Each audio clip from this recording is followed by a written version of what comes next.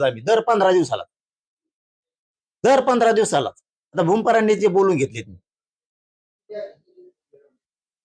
आलंच ना, तुम्ही बसवणार आहे सगळ्यांची मिटिंग घ्या, तुम्ही असं ठिकाण बसवा की वाद होणार नाही, नसता ह्या भानगडीतच पडू नका वाद होण्याची. मस्तपैकी आपली स्वतःची जागा आहे, मस्जिदीला जागा आहे का नाही स्वतःची, मंदिराला जागा आहे की नाही स्वतःची, वाद होतोय का? बुद्ध विहाराला जागा आहे का नाही, वाद होतो का? नाही होत. छत्रपतींसाठी सुद्धा जागा घ्या सेपरेट आणि मस्त उभा राहा शांती साथ. मग कोण आडू येतोय बघू, यालाही कोण आडू येतोय तेही बघू, पण मला उद्देशच नीट वाटा नाही. मराठा समाजाने हे समजून घ्या, मी तुमच्यासाठी जीव जाळणारा माणूस आहे, तुमच्यासाठी पूर्ण आयुष्य खर्च केलेलं आहे. छत्रपतींविषयी मी अपमान सहन करू शकत नाही, मराठ्यांचा अपमान मी सहन करू शकत नाही.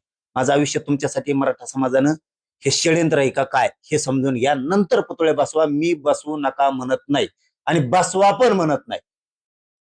म्हणत नाही आणि नको पण म्हणत नाही, पण याच्या पाठीमागं खरंच षड्यंत्र आहे का? मराठ्यांच्या विरोधात जाती घालायच्या छत्रपती शिवरायांच्या पुतळ्याच्या आडून, असा काय उद्देश का? हे महाराष्ट्रातल्या मराठ्यांनी तिथून पुढे तपासावं आणि मग बसावा, हे माझं स्पष्ट म्हणणं आहे. एक वक्तव्य आहे जैन मुनी निलेश चंद्र यांचं. त्यांनी म्हटलेलं आहे की बाळासाहेबांसारखी भूमिका मांडणारे नितेश राणे मुख्यमंत्री झाले पाहिजे.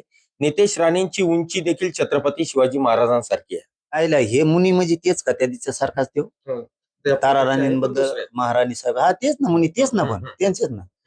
हे डोके सळले का काय? हे काय हे पैदाशीच कुठून आलेत मला काही कळलं नाही. मुनीर भाई हे नवीन भाई झालेत आता, मुनींचे मुनीर भाई झालेत हे नवीन आता.